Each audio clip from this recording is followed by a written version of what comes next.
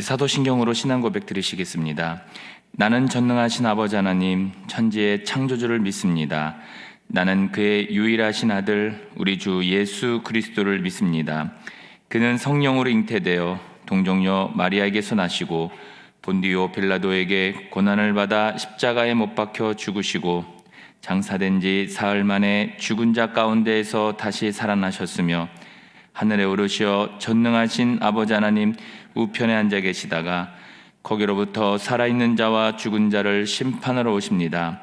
나는 성령을 믿으며 거룩한 공교회와 성도의 교제와 죄를 용서받는 것과 몸의 부활과 영생을 믿습니다. 아멘.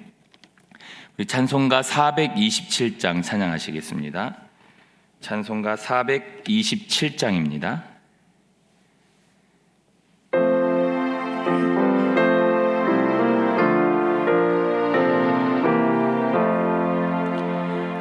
만 가난한 사람 복이 있나니 천국이 그들의 것임이요 늘 애통하느니 복이 있나니 그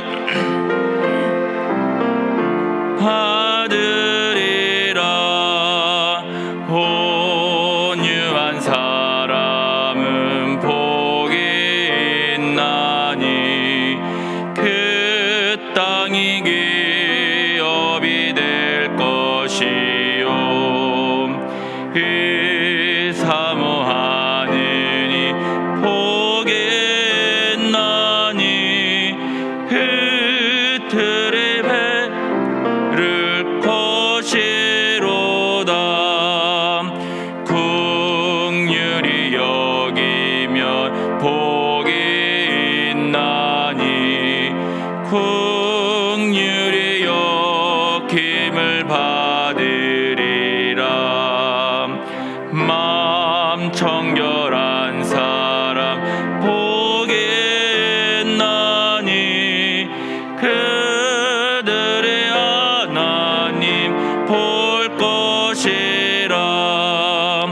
화평케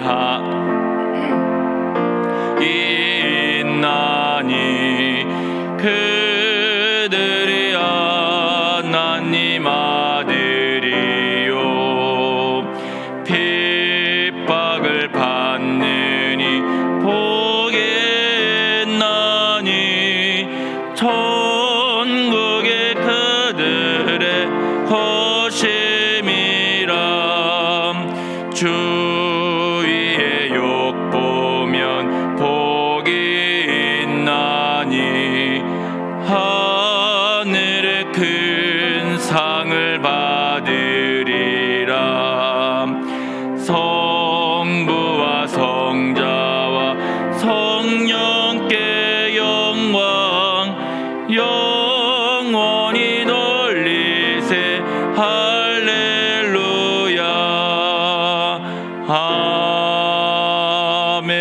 아멘.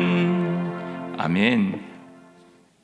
오늘 하나님의 말씀은 시편 37편 12절에서 26절까지의 말씀입니다. 시편 37편 12절에서 26절까지의 말씀입니다. 우리 한 절씩 교독하시고 마지막 절은 함께 봉독하도록 하겠습니다. 악인이 의인치기를 꾀하고 그를 향하여 그의 일을 가는도다. 그러나 주께서 그를 비웃으시리니 그의 날이 다가옴을 보심이로다. 악인이 칼을 빼고 활을 당겨 가난하고 궁핍한 자를 엎드러뜨리며 행위가 정직한 자를 죽이고자 하나 그들의 칼은 오히려 그들의 양심을 찌르고 그들의 활은 부러지리로다. 의인의 적은 소유가 악인의 풍부함보다 낫도다. 악인의 팔은 부러지나 의인의 여호와께서 붙드시는도다. 여호와께서 온전한 자의 날을 아시나니 그들의 기업은 영원하리로다. 그들은 환난 때에 부끄러움을 당하지 아니하며 기근의 날에도 풍족할 것이나 악인들은 멸망하고 여호와의 원수들은 어린 양의 기름같이 타서 연기가 되어 없어지리로다. 악인은 꾸고 갚지 아니하나 의인은 은혜를 베풀고 주는도다. 주의 복을 받는 자들은 땅을 차지하고 주의 저주를 받는 자들은 끊어지리로다. 여호와께서 사람의 걸음을 정하시고 그의 길을 기뻐하시나니 그는 넘어지나 아주 엎드러지지 아니함은 여호와께서 그의 손으로 붙드심이로다. 내가 어려서부터 늙기까지 의인이 버림을 당하거나 그의 자손이 걸식함을 보지 못하였도다. 같이 읽습니다. 그는 종일토록 은혜를 베풀고 구워주니 그의 자손이 복을 받는도다.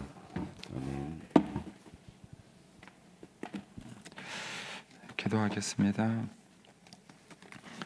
좋으신 아버지 하나님, 은혜를 감사합니다. 지난 간밤에도 저희들을 주의 품 안에서 편히 쉬게 해주시고 또 이 새벽에도 저희들을 주 앞에 불러주심을 감사합니다. 오늘도 저희들에게 새날 주시고 또 생명 주시고 건강 주셨는데 이 한 날도 주님과 더불어 동행하게 하시고 주를 기쁘시게 하는 한 날 되게 하여 주옵소서. 이 새벽에도 주님을 사모하오니 말씀과 기도 가운데 저희들을 만나 주시고 주의 성령으로 충만케 하여 주옵소서. 기도의 영을 부어 주시고 마땅히 간구할 것들로 기도할 수 있게 하여 주옵소서. 주님께 감사의 예물과 또 선교 또 11조 9제 1000번째 예물 주님께 드립니다. 하나님 아버지, 믿음으로 또 순종으로 감사함으로 드리는 예물을 주님께서 기뻐 받으시며 약속하신 하늘의 복과 땅의 복으로 충만하게 채워 주옵소서. 주의 은혜로 종의 가정들을 형통케 해주시며 그 자녀들을 축복하여 주옵소서. 예수님의 이름으로 축복하며 기도하옵나이다. 아멘. 이 새벽에도 주의 은혜와 축복이 함께 하시기를 축원합니다. 이제 미국이라는 나라는 그 1년 내내 그 전쟁이 있는 나라라 그래요. 이제 본토 안에서는 전쟁이 없지만은 전 세계적으로 이제 군인들을 이렇게 파병해서 하다 보니까 1년 내내 전쟁이 있는 나라라 그럽니다. 그래서 1년에 그 전사자들만 해도 한 1000명 이상이 전사자들이 생긴다 그래요. 그러니까는 계속 그 전사자들에 대한 그런 이제 가족들 있겠죠. 그래서 이제 우리가 볼 때에는 겉으로 보기에 굉장히 평안한 나라 같지만은 이제 1년 내내 그런 전쟁의 어려움이 있는 그런 나라입니다. 이제 그러다 보니까 이제 어려움이 또 뭐냐면 그렇게 이제 파병 나갔다가 돌아오는 군인들이 그 일반적인 생활에 적용하는 것을 어려워하는 거예요. 우리가 뭐 가끔 이제 영화나 이런 데서도 보지만은 전쟁이라는 그런 상황 속에서 이제 살던 사람이 이제 거기 살다 보면은 그 사람의 어떤 인격이나 생활이나 이런 것들은 그 전쟁이라는 상황에 익숙하게 길들여져 있는 거죠. 근데 그런 사람이 다시 이제 본국으로 돌아와서 이제 일상적인 생활을 하게 되면은 그 일상적인 그 생활에 이제 어려움을 겪게 되는 것이죠. 뭐 이제 그 외상후 증후군인가 뭐 어떤 이런 여러 가지 그런 이제 심리적인 그런 이제 어려움들을 그들이 겪게 된다 그럽니다. 그래서 이제 그런 사람들을 위한 이제 또 끊임없는 이제 치유 뭐 이런 것들이 이제 아마 그 속에서 행해진다 그래요. 근데 이제 이것처럼 이제 우리가 이제 인생을 살아가면서도 마찬가지입니다. 우리의 인간이라는 것은 환경의 지배를 받게 되어 있어요. 그래서 어떤 환경에서 크느냐에 따라서 그 사람이 달라지게 되는 것이죠. 그런데 주변에 여러 가지 이제 악한 사람들의 주변에서 휩싸여서 살다 보면은 자기도 모르게 성격이 변하는 거예요. 그런 어떤 환경과 싸워서 대응을 하고 이제 뭐 본능적으로 살아남기 위해서 이제 뭔가 막 노력을 하겠죠. 이제 그러는 과정 속에서 그 인격이 건강하게 크지 못하는 것입니다. 그래서 그 사람이 그 인생의 고비를 잘 넘겼지만 그 어려운 시기를 잘 넘기긴 했지만 그 다음을 살지 못하는 거예요. 그 어렵고 힘든 시기는 나름대로 잘 겪었는데 그 다음이 그분에게는 이제 어려운 순간이 되는 것이지요. 이제 저희 어머님 같은 경우도 이제 혼자 사시느라고 얼마나 힘드셨겠어요. 그러니까 치열하게 사신 거죠. 이제 그런 부분은 정말 존경할 만하고 제가 아들로서 감사할 만한 것이죠. 그러니까는 치열하게 살아오신 거예요. 근데 그러다 보니까는 거기에 본인이 익숙해지신 거예요. 익숙해지신 겁니다. 그래서 저는 이제 결혼하고는 그런 삶이 아니잖아요. 어쨌든 어머님이 수고하셔서 제가 이제 결혼해서 삶을 살 때에는 어머님하고는 다른 삶을 살아가는 것입니다. 그런데 저희 어머님은 거기에 익숙하신 거예요. 혼자 사시고 혼자 투쟁하시는 거기에 익숙하신 거예요. 그러니까는 아들은 그렇게 안 살아간다는 사실을 모르시는 겁니다. 그러니까는 자꾸 부딪히는 거예요. 자꾸 부딪히게 되고 거기에서 생활 속에서 자꾸 갈등과 어려움이 생기게 되는 것입니다.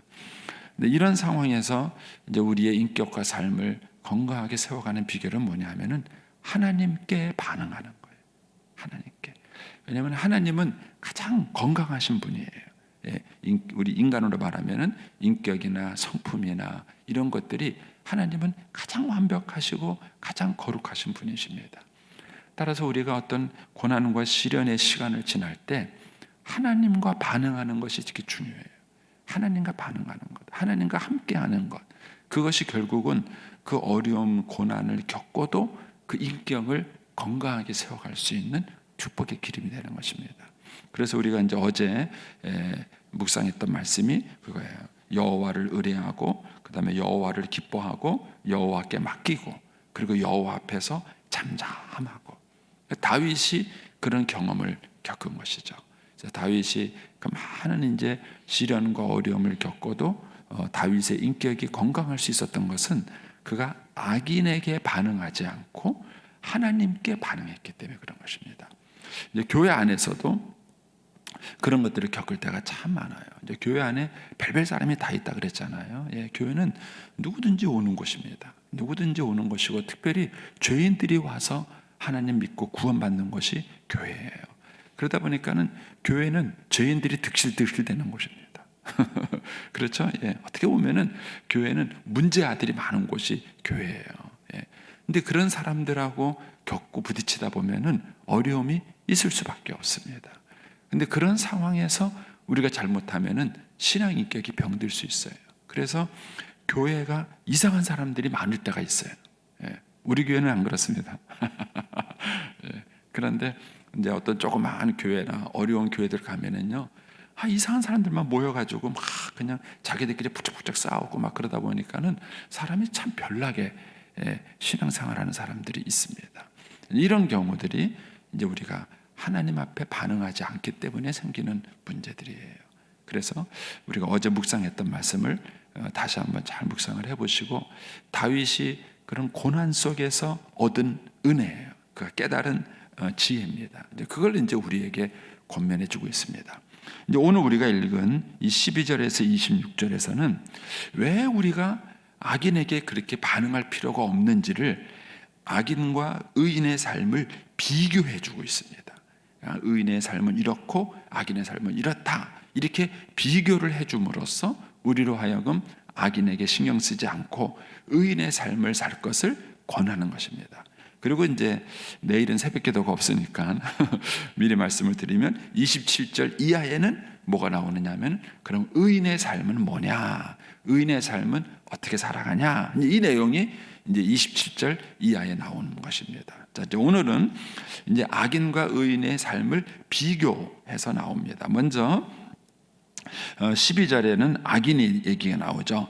악인이 의인치기를 꾀하고 그를 향하여 그의 일을 가는도다. 이게 악인들의 특징이에요. 악인들은요, 어쨌든 의인들을 괴롭히고, 여기서 꾀한다는 얘기는요, 한 번 꾀하는 게 아니라 계속해서 막 머리를 굴리고 그쪽으로 진행을 하는 걸 말하는 거예요. 그러니까 악인들은 의인을 괴롭히고 그가 바르게 살아가는 것이 아주 못마땅해 하는 것이죠. 그런데 13절에 뭐가 나오죠? 그러나 뭐가 나옵니까? 주께서 그를 비웃으신다. 그러면 악인은 하나님을 의식하지 않아요. 하나님을 의식하지 않으니까 그런 행동을 하는 거예요. 그러나 의인은 누구를 의식하느냐? 하나님을 의식하는 거예요. 하나님이 비웃는 거예요. 하나님이. 근데 의인은, 악인은 그걸 모르는 것이죠. 근데 하나님이 왜 그 사람을 비웃냐 하면은 13절에 가면 그러나 주께서 그를 비우시리니 그의 날이 다가옴을 봅니다. 그의 날이 뭐예요? 심판의 날이에요. 심판의 날. 여러분, 하나님의 진노의 특징은 뭐냐 하면은 쌓아두는 진노입니다. 하나님은 한 번 잘못했다고 바로 우리를 징계하거나 때리지 않으세요. 우리가 회개하고 돌아올 걸 원하시는 것이죠. 그러나 그렇지 않으면은 그 진노가 쌓이는 거예요. 하나님의 진노가 쌓여서 한꺼번에 폭발하는 것이죠. 그런데 악인은 그걸 모르는 거예요. 당장 자기가 잘못했어도 아무 일 없으니까, 자기가 악하게 살아가도 아무 일 없으니까 그런 것에 대해서 가볍게 생각하는 것입니다. 그러나 하나님은 뭐 하신다고요? 비웃는 거예요. 아유, 까불고 있네. 아유, 저거 아무것도 모른다. 그래서 하나님께서 그를 비웃는 것이죠. 그 다음에 이제 14절에 가서 또 이제 악인의 특징이 나옵니다. 악인이 칼을 빼고 활을 남겨 가난하고 궁핍한 자를 엎드려뜨려. 이러면 악인의 특징은 뭐냐면요, 강한 사람한테는 약하고 약한 사람한테는 강해요. 참 세상을 살다 보면은 그런 사람이 있어요. 사람이 그냥 좋게 대우해 주면은요, 사람을 아주 우습게 알아요. 그런데 좀 까칠하게 구면은 그러면 조금 이제 조심하고 그러는 사람들이 있어요. 근데 그렇다고 까칠해지시면 여러분이 까칠해지시는 거예요. 그러시면 안 돼요. 자, 그런데 악인들의 특징은 뭐냐 하면 가난하고 궁핍한 자, 그러니까 힘없고 능력 없고 빼없는 사람을 괴롭히는 거예요. 여러분, 한 나라도 마찬가지입니다. 한 나라도 법이 살아 있으려면요, 강한 사람이든 약한 사람이든 똑같이 법이 적용이 돼야 법이 사는 거예요. 그런데 그 법이 누구에게는 적용이 되고 누구한테는 적용이 되지 않는다면은 그 사회가 불의한 것입니다. 건강해질 수가 없어요. 그런데 악인들의 특징이 그렇습니다. 가난하고 궁핍한 자를 엎드려뜨려. 그리고 뭡니까? 행위가 정직한 자를 죽이고자 해요.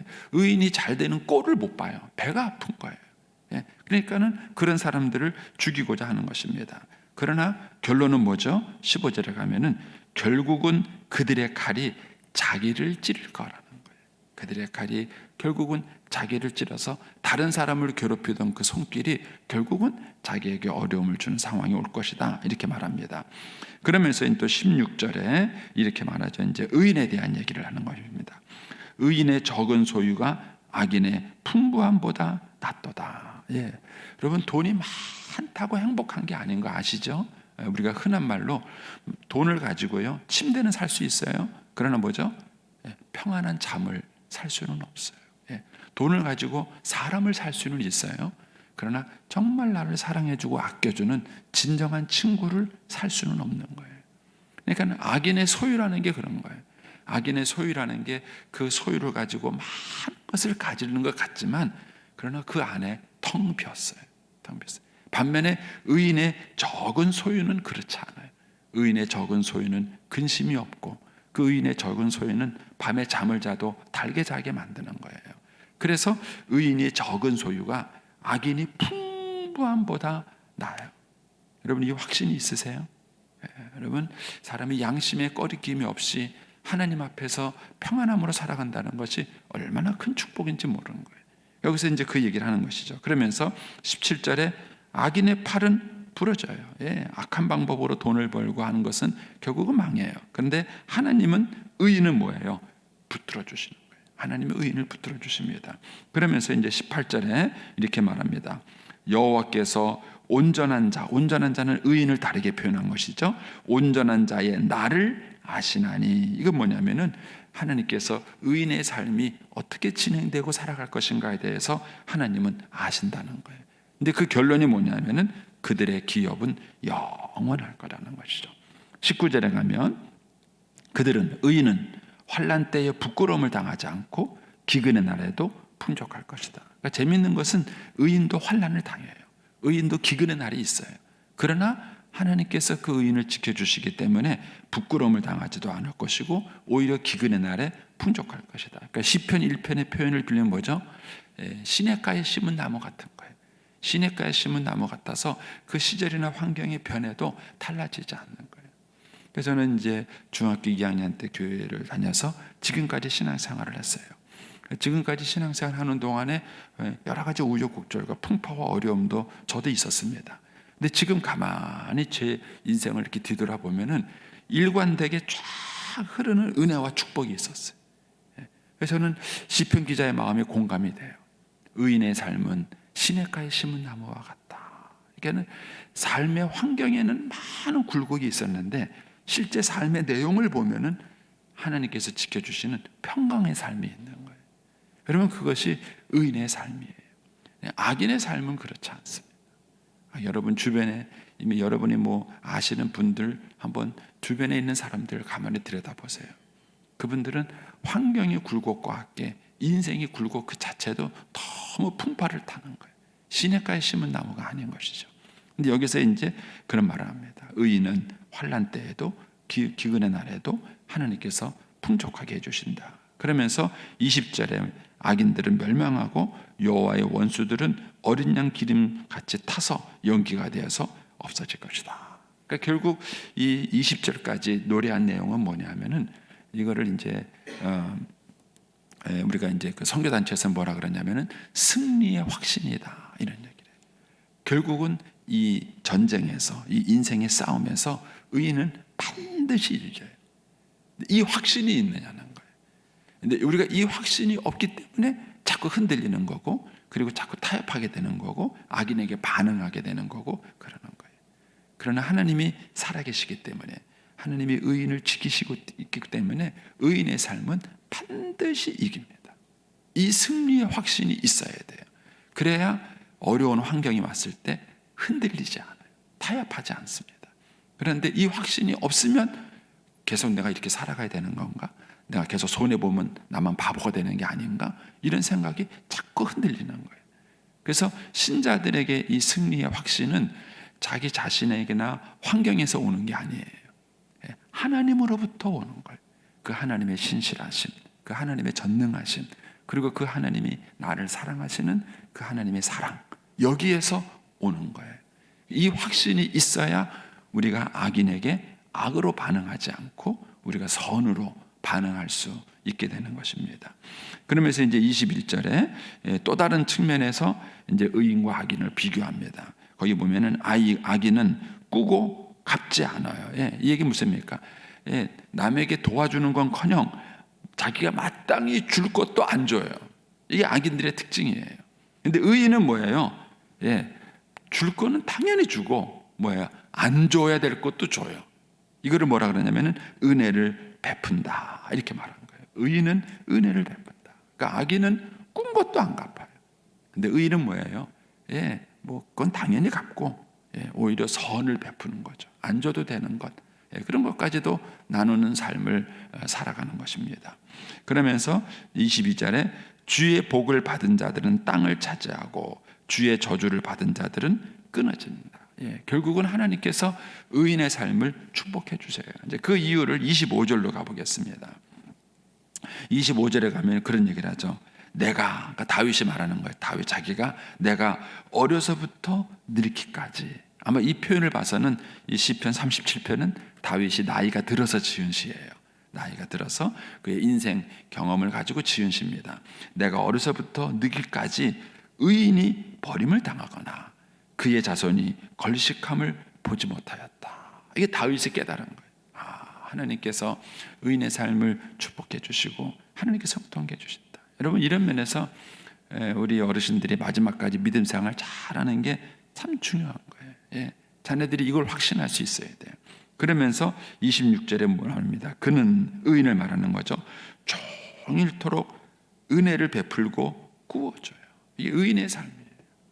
줄 것도 안 주고 사기쳐가면서 그냥 막 돈을 긁어 모으고 그렇게 하면은 성공하고 부자가 될 것 같은데 어느 날 한순간에 그게 다 날아가요.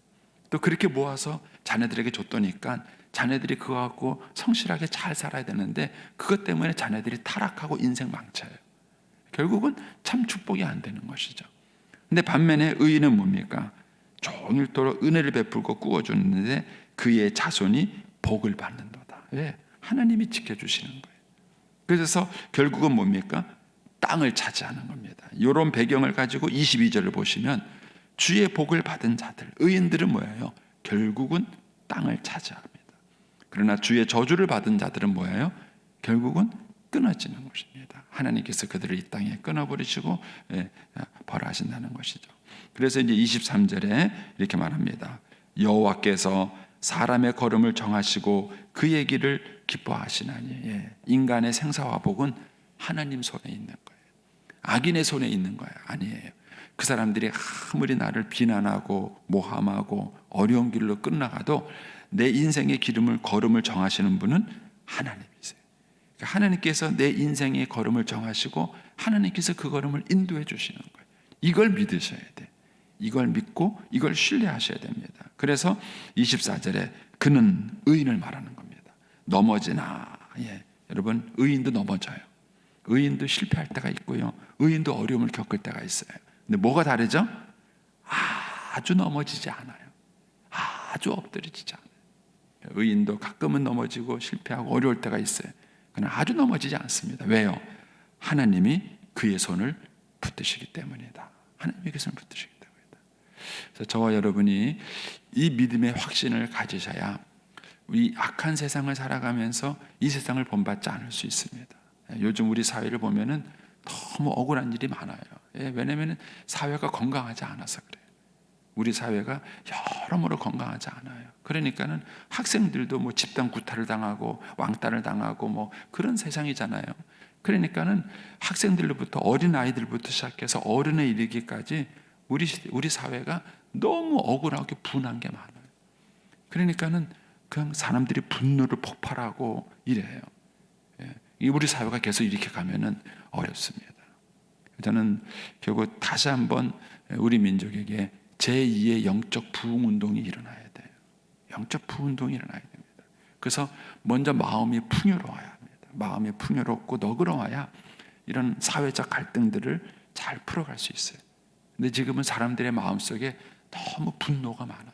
분노가 많고 섭섭한 게 많고 이러다 보니까 어떤 사회적 갈등이 생기면은 그거를 풀어가는 게 아니라 싸워요. 전쟁을 일으킵니다. 이런 것들이 가정 안에서도 그렇고 개인의 삶에서도 그렇고 어려움을 겪는 것입니다. 저는 이런 면에서 오늘 이 다윗의 권면과 시가 오늘 우리에게 정말 중요한 시가 되는 것입니다. 저와 여러분이 의인의 삶을 믿으세요. 의인의 삶은 결론적으로 뭐냐면은 하나님께서 보호해 주시고 지켜주시는 삶이다 이거예요. 그래서 그 의인의 삶에도 시련과 고난은 있어요. 그러나 하나님께서 지켜주시기 때문에 반드시 승리하고 그의 자손들이 복을 받는다. 이게 이제 다윗의 결론인 것입니다.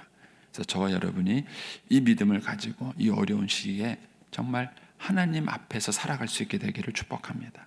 사람들에게 반응하지 마시고 악인들에게 반응하지 마시고 저와 여러분이 하나님을 의지하고 믿음으로 살아가게 되기를 축복합니다. 기도하겠습니다.